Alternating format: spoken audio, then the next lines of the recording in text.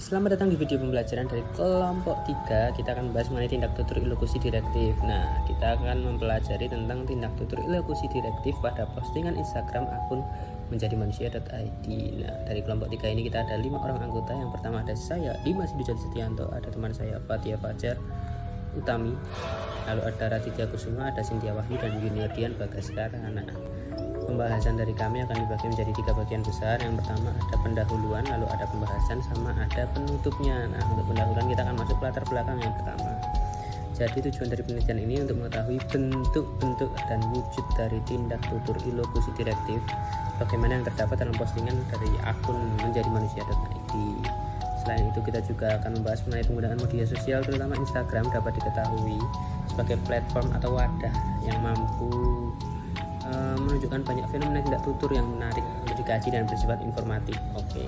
Nah, manfaat dari penelitian ini diharapkan yang pertama bisa memberikan kontribusi positif untuk studi linguistik, terutama di bidang pragmatik, tepatnya mengenai tindak tutur ilokusi.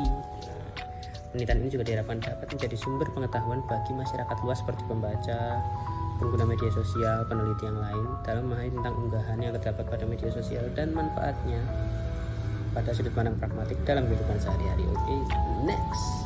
Oke, kita masuk ke metode penelitian.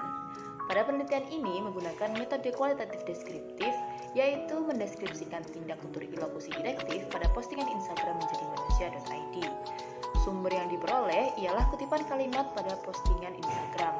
Data yang diperoleh lebih menekankan pada makna.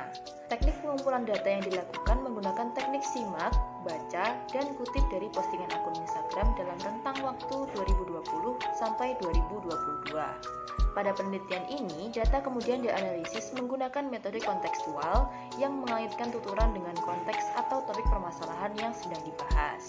Penyajian penelitian ini menggunakan metode informal, di mana data yang disajikan peneliti menggunakan tata bahasa yang biasa. Oke, pada pembahasan, dalam penelitian ini akan dikaji mengenai jenis tindak tutur direktif. Penelitian ini akan mengkaji tindak tutur direktif diantaranya memaksa, meminta, mengajak, menyuruh, menyarankan, mendesak, memohon, memerintah, dan menentang. Next. Baiklah, terima kasih. Selanjutnya akan saya lanjutkan. Yang pertama adalah tindak tutur direktif memaksa. Tindak tutur direktif memaksa berisi sebuah tekanan serta paksaan yang dilakukan penutur kepada mitra tutur melalui tuturan yang disampaikan. Tekanan atau paksaan itu dapat diidentifikasi melalui intonasi yang menyertai aturan atau tuturan.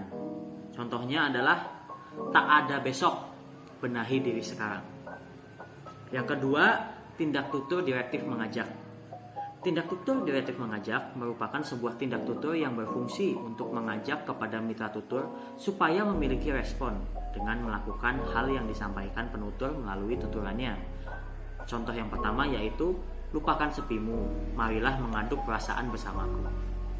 Contoh yang kedua yaitu, hari ini kita lupakan segala dendam. Yang ketiga yaitu tindak tutur direktif meminta. Tindak tutur direktif meminta merupakan sebuah tindak tutur yang memiliki fungsi ketika penutur melakukan tuturan dengan maksud memperoleh sesuatu. Contoh yang pertama adalah, aku harap ketika kau baca nanti, kita telah berbagi tulang. Aku sebagai tulang rusukmu dan kau sebagai tulang punggungku. Contoh yang kedua yaitu, ceritakan rumah ideal versi kamu. Yang keempat yaitu tindak tutur direktif menyuruh.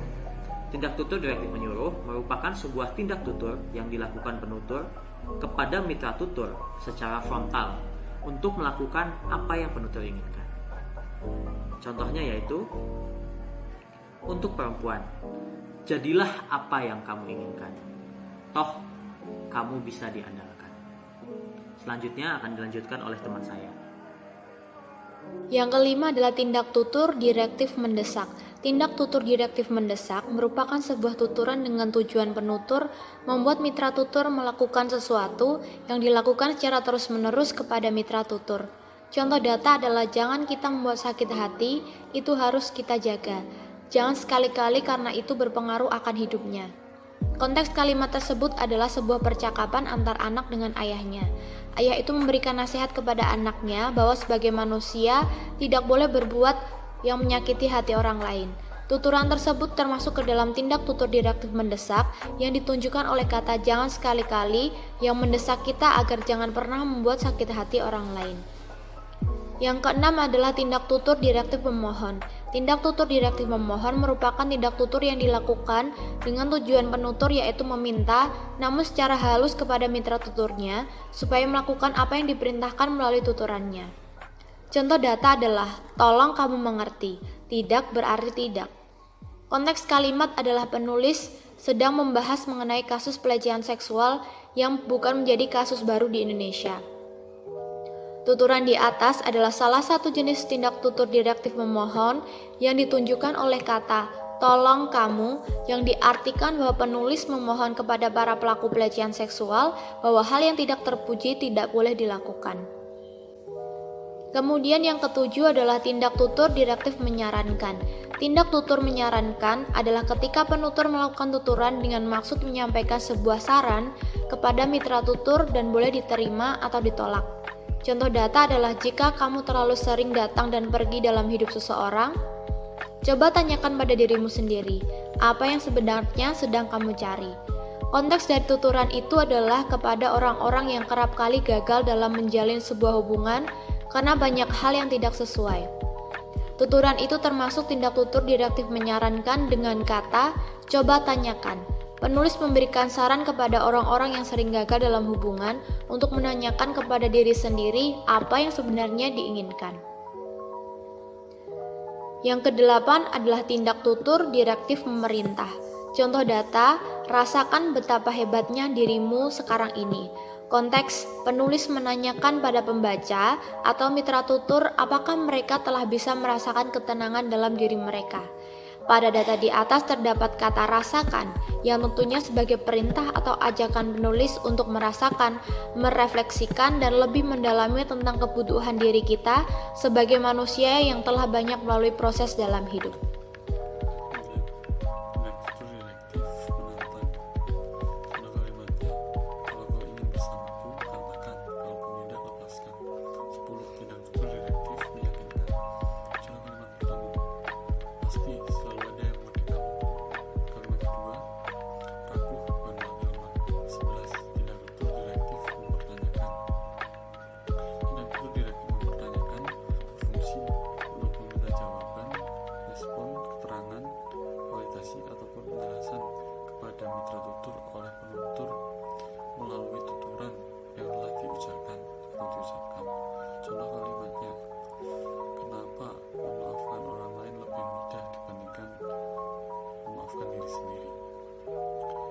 Kesimpulan dari hasil data di atas memberikan adanya wujud tindak tutur ilokusi direktif yang muncul pada postingan akun Instagram menjadi manusia.id.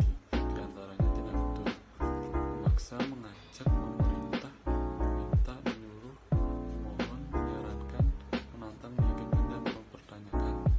Dari keseluruhan data yang diperoleh sebagai bahan penelitian, tindak tutur yang mendominasi adalah tindak tutur ilokusi direktif mempertanyakan.